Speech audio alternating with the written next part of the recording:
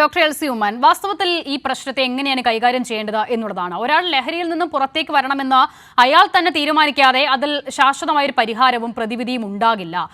ഇപ്പോൾ സിനിമാ മേഖലയിലായിക്കോട്ടെ മറ്റെവിടെയും ആയിക്കോട്ടെ, ഇത് പലപ്പോഴും സംഭവിക്കുന്നത് വളരെ തമാശയായി അല്ലെങ്കിൽ സൗഹൃദ കൂട്ടായ്മകളിലൊക്കെ ഒരാൾ ഉപയോഗിക്കുന്നു, മറ്റൊരാൾ അതല്പം എന്താണെന്ന് അറിയാനായി അതൊന്ന് ശ്രമിച്ചു നോക്കുന്നു, പിന്നീട് അതിൻ്റെ ഡോസ് കൂട്ടിക്കൂട്ടി ലഹരി പിടിക്കുന്ന തരത്തിലേക്ക് അതിനെ എത്തിക്കുകയാണ്. അങ്ങനെയാണ് പലപ്പോഴും ഈ സിഗരറ്റിൽ തുടങ്ങി പിന്നീട് അത് മദ്യത്തിലേക്ക് എത്തുന്നു, പിന്നീട് ഈ സിന്തറ്റിക് ലഹരികളിലേക്ക് എത്തുന്നു. അപ്പോൾ അങ്ങനെയാണ് അതങ്ങനെയാണ് വളരുന്നത് ഉപയോഗം. അപ്പോൾ എങ്ങനെയാണ് ഈ വിഷയത്തെ വാസ്തവത്തിൽ കൈകാര്യം ചെയ്യേണ്ടത് എന്നാണ് കരുതുന്നത്?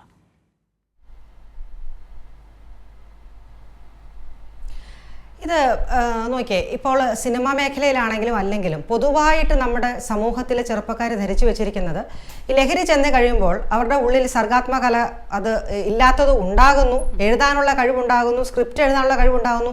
പലപ്പോഴും എന്നെ കൗതുകപ്പെടുത്താറുണ്ട്. യുവാക്കൾ എൻ്റെ അടുത്ത് ലഹരിക്ക് അടിമയാക്കി ആയതിനു ശേഷം ചികിത്സയ്ക്ക് വരും. ഒരു പക്ഷേ മാതാപിതാക്കൾ കൊണ്ടുവരുന്നതായിരിക്കാം, അല്ലെങ്കിൽ ചിലപ്പോൾ സ്വയം വരുന്നതായിരിക്കാം. ചോദിച്ചു വരുമ്പോൾ അവർക്ക് ഷോർട്ട് ഫിലിം പിടിക്കണം, അതിന് വേണ്ടിയിട്ട് കഞ്ചാവ് ഉപയോഗിച്ചാൽ അല്ലെങ്കിൽ സിന്തറ്റിക് ഡ്രഗ് ഉപയോഗിച്ചാൽ അവർക്ക് അതിനുള്ള ഒരു കഴിവ് കിട്ടും. ഇത്തരം തെറ്റായ ധാരണ അല്ലെങ്കിൽ തെറ്റായ വിവരങ്ങൾ ലഭിച്ച് അതിനനുസരിച്ച് പുറകെ പോകുന്ന ചെറുപ്പക്കാരുണ്ട്.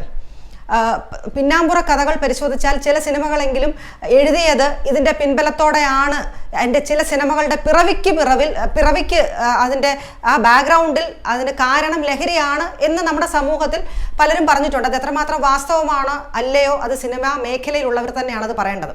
അപ്പോൾ ഇത്തരം ധാരണകൾ ഉള്ളിടത്തോളം കാലം സർഗാത്മകലയെ വർദ്ധിപ്പിച്ചെടുക്കുക, അല്ലെങ്കിൽ കലാവാസനയെ വർദ്ധിപ്പിച്ചെടുക്കുക, കഴിവിനെ വർദ്ധിപ്പിച്ചെടുക്കുക, ധൈര്യം സംഭരിക്കാനായിട്ട് ഇതൊക്കെ ഉതകും എന്നുള്ള ധാരണയിൽ പോയി പെടാറുണ്ട്.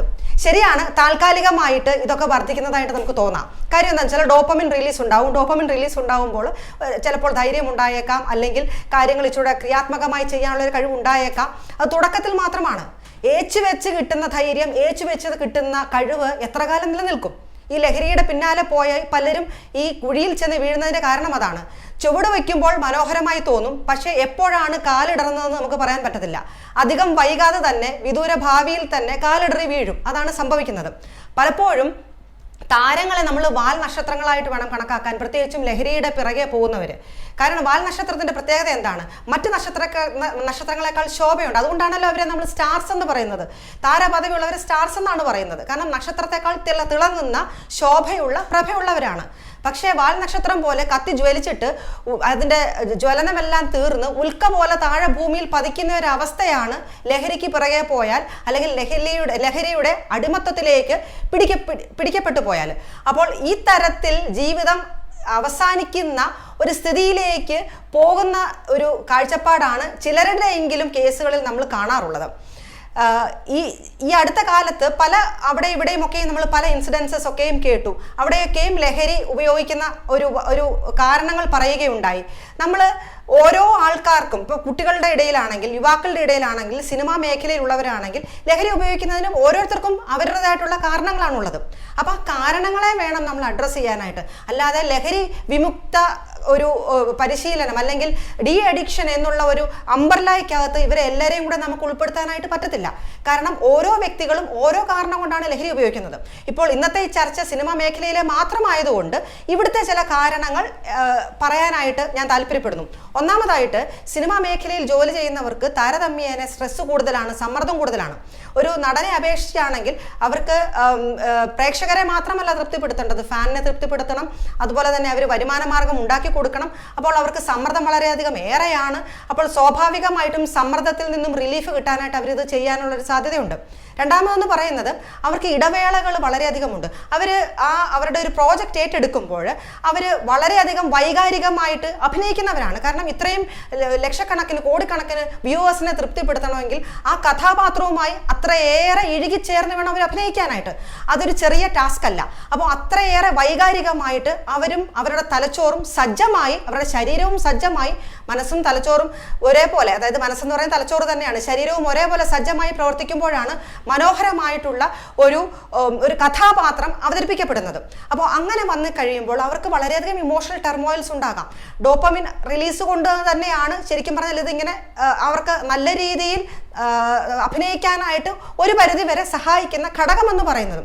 അപ്പോൾ ഈ പ്രോജക്റ്റ് എല്ലാം കഴിയുമ്പോൾ അവരുടെ വിശ്രമവേള എന്ന് പറയുന്നത് ഒരു പക്ഷേ മാസങ്ങളായിരിക്കാം, അല്ലെങ്കിൽ ചിലപ്പോൾ വർഷങ്ങളായിരിക്കാം. അപ്പോൾ ഈ ഫുൾ ഫ്ലെഡ്ജിൽ ജോലി എടുത്തവർക്ക് പെട്ടെന്ന് ഒരു സുപ്രഭാതത്തിൽ ജോലിയൊന്നുമില്ലാതെ അവരുടെ റുട്ടീൻ പോലും മാറ്റപ്പെട്ട് ഒന്നുമില്ലാതെ ഇരിക്കുന്ന കുറച്ച് കാലയളവ് വരുന്നു. അപ്പോൾ ഈ കാലയളവിൽ അവർക്ക് മറ്റൊന്നും ആശ്രയിക്കാൻ പറ്റാതെ വരുന്നു. അപ്പോൾ അതേ രീതിയിലുള്ള ഒരു ഡോപ്പമിൻ ഉൽപ്പാദനം അവർക്ക് വേണ്ടി വരുന്നു എന്നുള്ളൊരു സാഹചര്യം വരുമ്പോൾ അവർ ലഹരിയിലേക്ക് തിരിയുക എന്നുള്ളത് ചിലരുടെയെങ്കിലും ജീവിതത്തിൽ അതൊരു യാഥാർത്ഥ്യമാണ്.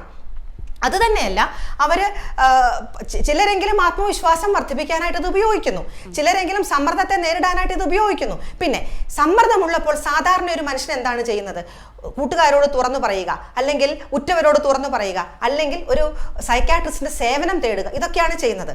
ഇവർക്ക് കൊടുക്കുന്ന പ്രശസ്തി ഇവരെ ഒരു കൂട്ടിൽ അടയ്ക്കുന്നു, ഒരു സ്വർണ്ണക്കൂട്ടിലാകുന്നു. ഈ പ്രശസ്തി എന്ന സ്വർണ്ണക്കൂടെന്ന് പറയുന്നത് അവർക്ക് ഒരുപാട് ലിമിറ്റേഷൻസ് ഉണ്ടാക്കി കൊടുക്കുന്നു. തൽഫലമായിട്ട് അവർക്ക് അഥവാ എന്തെങ്കിലും ഒരു മാനസിക സംഘർഷം ഉണ്ടെങ്കിൽ അത് തുറന്നു പറയാനുള്ള വേദി അവർക്കില്ലാതെ വരുന്നു. അവർക്ക് സാധാരണ ഒരാളിൻ്റെ കൂട്ട് പലപ്പോഴും ഹെൽപ്പ് എടുക്കാനായിട്ട് അവരുടെ പ്രശസ്തി തന്നെ അവർക്ക് തടസ്സമായി നിൽക്കുന്നു. അപ്പോൾ ഇതൊക്കെയും നമ്മൾ ആ തലത്തിൽ കാണേണ്ടതുണ്ട്.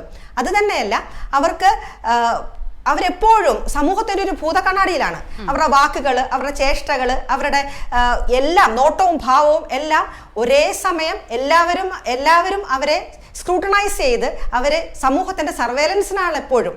അപ്പോൾ അവർക്ക് സ്വാതന്ത്ര്യം കുറവാണ്. അവർക്ക് അവരുടെ തനതായ രീതിയിൽ റിയാക്ട് ചെയ്യാനോ അവരുടെ തനതായ രീതിയിൽ എന്തെങ്കിലും ഒന്ന് എക്സ്പ്രസ് ചെയ്യാനോ, എന്തിനേറെ പറയുന്നു ഒരു FB പോസ്റ്റ് ഇടാനോ ഒരു വ്ളോഗ് എഴുതാനോ പോലുള്ള ഒരു സ്വാതന്ത്ര്യമില്ല. അത് നമ്മുടെ സമൂഹം നൽകുന്നുമില്ല. അപ്പോൾ ആ തരത്തിൽ ഒരുപാട് റെസ്ട്രിക്ഷൻസ് അവരനുഭവിക്കുന്നു. അപ്പോൾ തൊഴിലിടത്തിൽ നിന്നുള്ള സമ്മർദ്ദം ആ ഒരു നിലയിലുണ്ട്, സമൂഹത്തിൽ നിന്ന് ലഭിക്കുന്ന സമ്മർദ്ദം ആ ഒരു നിലയിലുണ്ട്, അവർക്ക് പ്രശസ്തി മൂലം ലഭിക്കുന്ന റെസ്ട്രിക്ഷൻസ് ഒരുപാടുണ്ട്.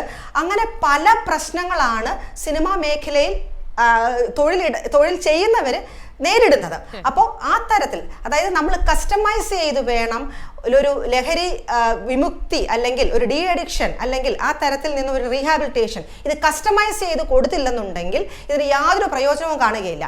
എല്ലാവർക്കും ഒരേ തരത്തിലുള്ള ഫോർമാറ്റ്, ഒരേ തരത്തിലുള്ള ഒരു പ്രിസ്ക്രിപ്ഷൻ, അല്ലെ ഒരേ തരത്തിൽ അതിനെ ഹാൻഡിൽ ചെയ്ത് പോവുകയാണെന്നുണ്ടെങ്കിൽ ഈ നമ്മൾ എന്തൊക്കെ സേവനം ചെയ്തു അല്ലെ എന്തൊക്കെ പ്രവൃത്തി ചെയ്തു എന്ന് പറഞ്ഞാലും അത് മുഴുവനും പാടെ അർത്ഥശൂന്യമായി പോകത്തേ ഉള്ളൂ. അപ്പോൾ ഓരോരുത്തർക്ക് എന്താണോ വേണ്ടത് ആ തരത്തിൽ, എന്തുകൊണ്ട് ആ വ്യക്തി ലഹരി ഉപയോഗിക്കുന്നു, ഈ ഏത് പ്രശ്നം കൊണ്ടാണ് അത് കണ്ടുപിടിച്ച് അതിനെ അഡ്രസ്സ് ചെയ്യുകയാണ് അഭികാമ്യം.